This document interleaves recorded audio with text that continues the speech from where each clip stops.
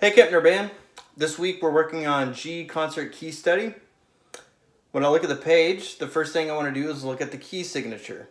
Check all notes that are affected by the key signature. In the key of G, we're looking at sharps, so F sharps, C sharps, that sort of thing. Find the notes that are affected by it. Check that you know the fingerings for them. Make sure that you're using the best practice for fingerings. And then our goals for each line. Number 1, play each line with no mistakes. Number 2, play with a characteristic sound. Number 3, control your volume. Number 4, start each note with a clear sound. And then finally, number 5, we need to set metronome markings for each line. So once I've worked on it and I can figure out what tempo I'm able to play it, write that on your paper. So for line 1, I'm going to set my metronome at 90 beats a minute. I've checked my key signature.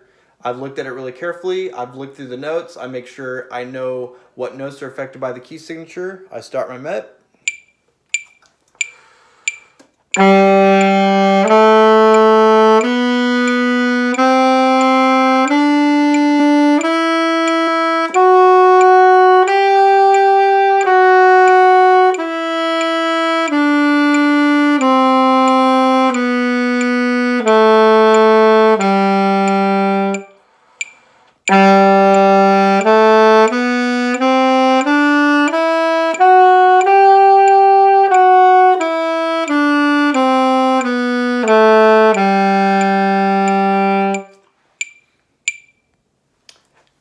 That first line is to kind of give you an introduction to the key and just kind of get through it real easily. Make sure that you're playing with a good sound on every single note. Make sure each note is coming out clearly and starting with a clear sound.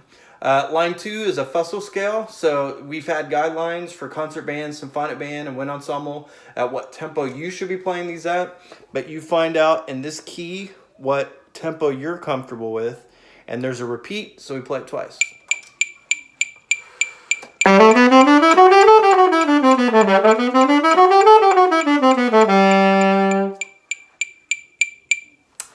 Line 3, this is thirds. Once again, find your tempo. Write the tempo in once you've got it down.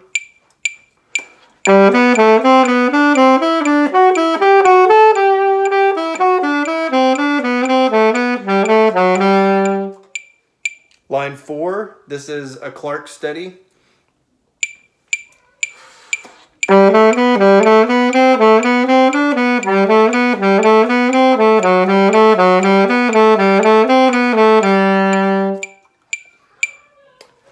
On line 5, this is a chromatic scale in triplets. It's actually written in 6/8, but if you just put the metronome, if you think of it in quarter notes, and then play 3 notes per triplet, you group each note 1 lolly, 2 lolly, 3 lolly.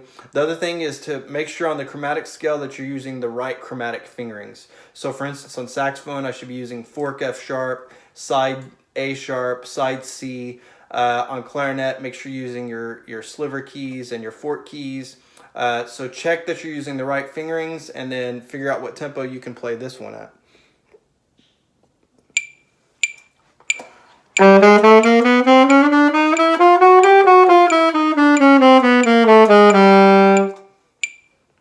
Line 6 is written in cut time. C, if the regular C means common time, but this is just an interval exercise. So if I want to play it in cut time, it'll go like this. Well, let me do it once in normal time, common time, and then I'll do it once in cut time. So here's line 6 in common time.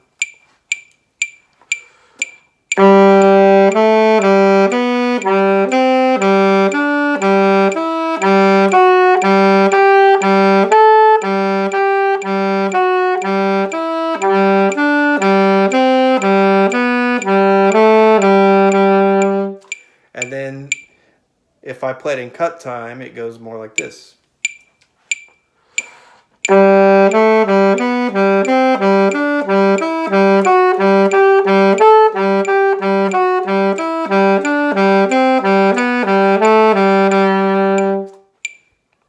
Line 7 is an arpeggio with it's a little different than the major arpeggios that we normally play. So look at it really carefully, especially the second half of it.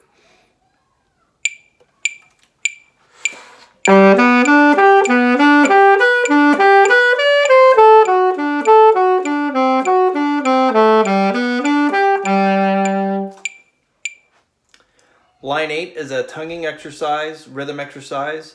Make sure you're tonguing in the same spot with the same strength every single articulation. Really think about where you're hitting on the back of your teeth or on your reed, and think about what part of your tongue you're using every single time that you tongue.